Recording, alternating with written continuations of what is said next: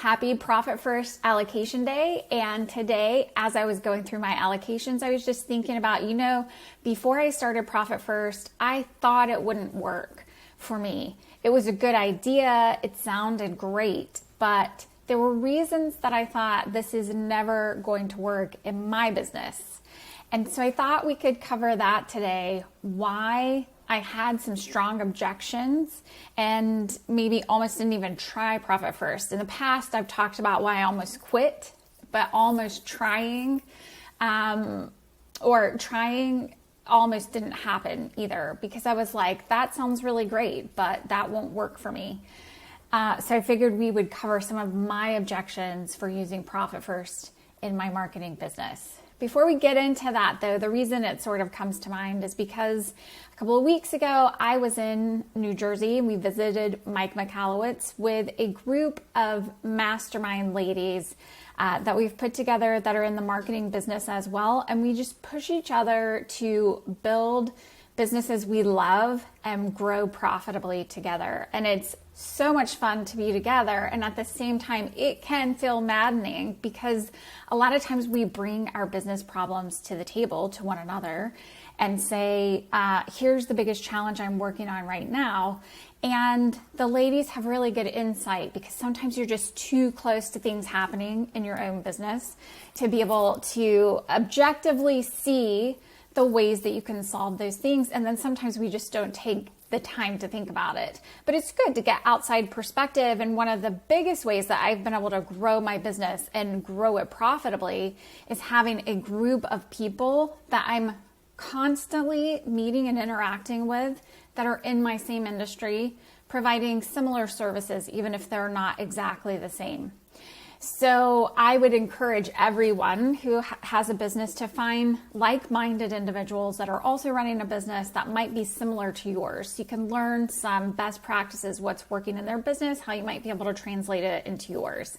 And the caution and maybe the funny part about it, though, is to a person, almost every single time, when the ladies give feedback about how you can overcome your struggle or your biggest business challenge, almost the first reaction is, no, that won't work. Let me give you 5 reasons why.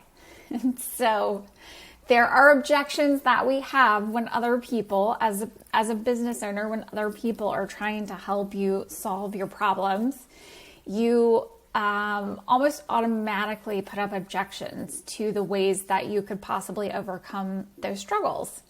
Not always, but a lot of times it happens. And we laugh at each other now because it's just modus operandi, right? We have really great thoughts and brainstorm for one another of ways that we could overcome our specific business challenges. The answer is immediately no. Then we do some other activity that's not business related, or maybe we just take a shower and have some coffee.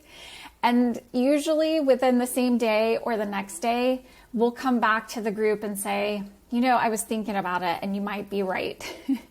So we've reframed, we've taken it in, and then been able to understand how we might incorporate that into our businesses. The good wisdom that's coming from other business owners, we might actually be able to incorporate it. It's just that we had a brain block at the time. Something made us think, maybe that's not going to work. And that is a lot of times as business owners, our initial reaction to new ideas around ways we can problem solve. And I think I had that same reaction with Profit First. So the good news is if you are a coach or some sort of business consultant, when a client tells you no immediately, when that's their first reaction to your advice, even though you've seen it work 1,000 times, just know that the answer might not be no. They need to work through it. But they've probably heard what you have to say. And that's the experience that I've had working with this mastermind group of ladies, is that we do listen to one another, but we need some time to digest it and then think about whether or not it actually will help us solve our problems. And the great part of it is it almost always does. So having that wisdom from other very smart business owners and people that are in our same industry is really helpful for us to reframe our problems or find alternate solutions that can help us grow. And it challenges our thought processes and ideas about ourselves and about our businesses in a positive way, and usually has a positive interaction with it or a positive outcome at the end. And so when I think back to Profit First, I read the book, I got really excited about the possibilities because Mike does a fabulous job of painting the pictures of someone was desperate and now here is their bright, the bright future that they walked into by using Profit First. And I heard that and I got excited about it. And then I looked at my books and I did not get excited about it.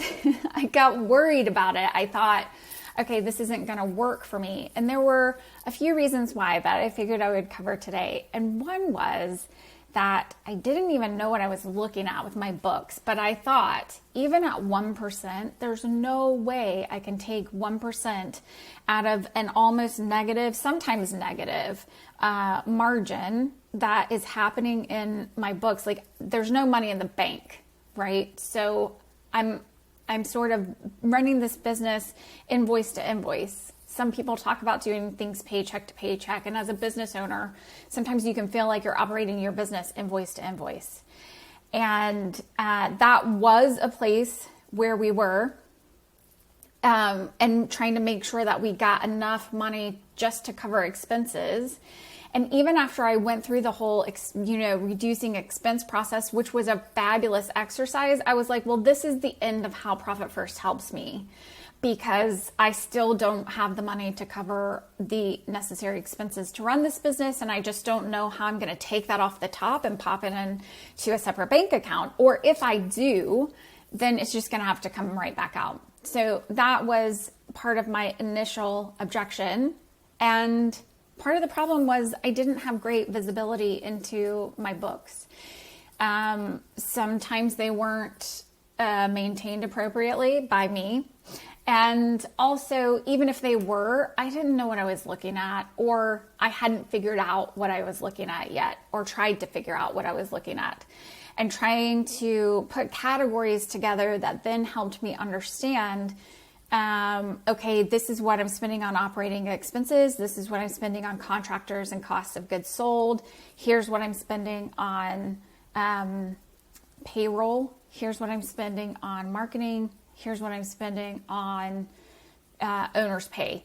And trying to put those things into categories felt kind of like a big monster because everything was a little bit of a mess, but it felt untamable because there were not the right categories set up in my books. So the first thing that I had to do was clean up my books in a way that would help facilitate Profit First, so that things were in the right buckets and I didn't have to go through hours and hours and hours to figure out where my expenses, what bucket these expenses belonged in, or what percentage of my money was going to each piece of Profit First. So that was kind of another objection, is I don't have time to do this regularly, because the first time that I went through my books, pulled reports, and tried to pop things in the right categories, it was a very manual process. It took hours and hours to figure it out. And then I was like, I can't do this every month. And to think of it now, it's funny because I do it every week. And it only takes me 15 minutes to reconcile my books. And on top of that, put the allocations away, but also everything's in the right bucket now. But when I first started, I was like, this takes hours and hours every time that just the reporting piece of it, just to figure out how much money is allocated to which account. And when I think back on that, it's really interesting, because if you don't know where your money is going, or you don't know how to categorize that money in your business, you are flying blind. So the very first thing I think that Profit First did for me was help me reduce expenses. And then number two, shortly following that, was to get a handle on what my books were telling me. It was putting things in the right category, sorting things appropriately, so that at a glance, and again, this is working towards some KPIs, which key performance indicators to help you understand how your business is performing. Like without looking at the numbers and the analytics around it, and knowing what those numbers are telling you, I don't know how I was even running a business before. So my objection was, this takes too long to figure out every time that I need to look and see what money is in what bucket. And the truth was that not knowing what money was in what bucket was keeping me from running a profitable business. There was no way to run a business profitably and grow new customers, grow the revenue, hire new people, know if I can or not, without having the right story from the numbers, without knowing what my numbers were telling me. Because like Christine Era, who wrote Profit First for lawn care and landscape businesses, talks about your stories are constantly telling, your numbers are constantly telling you a story.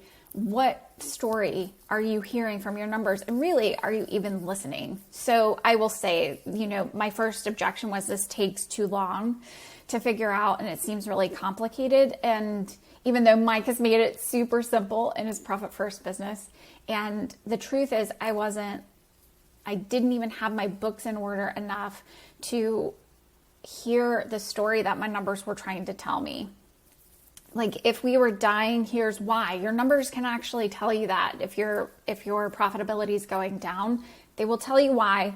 They will tell you where to fix it. That's part of the whole key performance indicators. But if you're not putting things in the right bucket to begin with, then you won't be able to hear that story of places where you can grow or how you can reduce the bleed in some areas where you're just losing money. So my biggest objection was actually the biggest reason that I needed Profit First, because I didn't know what my numbers were telling me.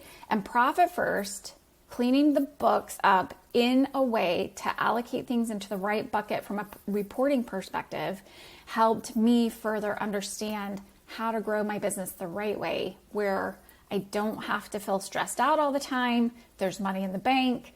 All of those things can happen once I started to understand where my money was going within these Profit First allocation buckets, and then to make decisions based on the numbers that I was seeing and the goals that I was trying to get to with taxes and owner's pay and operating expenses. So that was a huge objection. And I do hear it from other marketing business owners and just other business owners across the board, that one objection is it's too complicated. It takes too much time every time. But if you get the right accountant, and or if you do this yourself, set some things up in QuickBooks so that things are going into the right buckets, it's one quick report every week that you can look at and say, this percentage is going to this line item, this percentage is going to this line item, this percentage is going to this line item. So cleaning up my books and allocating things in the reporting to the right Profit First buckets did huge things for me, both from just running my business, but also in order for me to follow Profit First, I needed to do that cleanup. And my accountant has a Profit First professional, Linda Stapp with Stapp Financial. She has a whole course that she runs. I think it's every quarter. And it's all about getting your books in order. And in that course, yes, you're cleaning things up and understanding things. You're sorting expenses and taking them out of the mix. And then you are also setting some automated reportings up so that you can do one quick look every week, every 2 weeks, or every month, however you want to run your business, so that you can see if you're on budget for the right money going into the right buckets, or if your business is trying to tell you that you need to reduce some things in one category or increase them in another category. So that was a huge objection, but it turned out to be a whole lifeline for building a growth-based business. So that was my first objection, was this is too complicated and it takes too much time. And I think, or my books are a mess, right? It's kind of two objections in one. And once I conquered that, there was a lot more that I could do. Even if I had not continued to follow Profit First, just having an understanding and a grasp of the numbers that were, and the story that my numbers were trying to tell me in my business made a huge difference to help me know immediate decisions that I needed to make to right the ship. And also, okay, what's next? What do I need to focus on next to get this into a profitable position so that I'm not just spinning my wheels here, maybe growing revenue and losing money myself, those kinds of regular business owner challenges that we have. There were two other, and I've alluded to one of these, there were two other objections I had. Number one, there's not enough money in the accounts for me to even do this 1% because I'm having to I would have to, and I did for a little bit, put money back and forth. So put it in the profit account, pull it right back out to pay operating expenses. And so I've covered that in another video. That was why I almost quit, because even when I started and I got things in order and I started making the allocations, I was pulling them right back out, totally due to pricing. Pricing structure was off. So once I had righted my expenses, and then I realized my pricing structure was off because I was doing this back and forth game. So that's why I almost quit Profit First. There's a whole video around that and how I figured out how to grow the pricing, and several videos around how to grow pricing in your business. So that's an objection that I had, why I almost quit, but I've stuck with it because it was able to help me figure out that I needed to increase prices and what kind of margin that I needed to start charging. And then the final objection that I hear sometimes is, hey, I don't need it. My business is functioning just fine. I didn't personally have that objection. I knew I needed this because I felt pretty desperate around my numbers, that I was constantly growing revenue, but I was making less money every time that I grew my revenue. So that was my struggle. But I do sometimes hear, hey, I don't need it. I'm profitable as I am. And I have rarely met a business owner who doesn't need it, because even after sometimes I've heard that response from people like, hey, I don't need it, sometimes I have asked further questions and they've been like, I was talking to like a $10 million revenue company and they were saying they didn't need this whole system, and further conversation produced this statement that, hey, I didn't know if I can make payroll last week. And I thought, you know what? That is a sure sign that you need Profit First. But it's possible that you're running a very profitable business. Maybe you're using a different method, and whatever works for you to make that possible. And I would just say, if you are spending too much time on your business, or your marketing isn't quite working, like you're spending a lot of money in marketing and you're not sure that it has a big impact, or you're struggling some months, and maybe it's cyclical because your business can go up and down, but if you're struggling some months to meet expenses and have a nest egg at the same time, or you struggle to pay taxes, these are all reasons that, or ways that Profit First can help you. And you might be thinking, wait, my marketing money, I don't know how effective it is. That's a Profit First thing. It absolutely can help you figure out how effective your marketing is. And we'll talk about some of those KPIs. But having the buckets in the right place, knowing the percentages that you're allocating to each of those buckets, and knowing whether or not you're having to move money around. If you have any of those struggles, or you don't know how effective each of your buckets are performing for you as you're spending the money in them, or you're overworking, or you're underpaying yourself, Profit First can work for you. I've seen it happen in businesses time and time again. Those were my objections and struggles, and my only advice or recommendation to you is, if you object to Profit First, or you think, no, it won't work for me, just go take a shower, take a moment, take a walk around the block, and just maybe entertain the idea that this could be something that helps you, and take a step back from your business and think of it as other people having wisdom going before you that maybe you haven't seen before, but their experiences say this method does work for some of the problems that you're trying to solve in your business. That's the way it's worked in our mastermind, as people feed wisdom and brainstorm with how to overcome business challenges together. The immediate thought is, no, this won't work. Here are a million reasons why. But sometimes as we marinate on it, as long as we keep our minds open to the possibilities and we actually are listening to the wisdom that other people are bringing into our lives, then it could be the very thing that we're having the most resistance to can end up being the most effective thing to grow our business profitably without working harder. And that's what this journey is all about. All right, that's it for today. See you guys next week, and happy Profit First Allocation Day.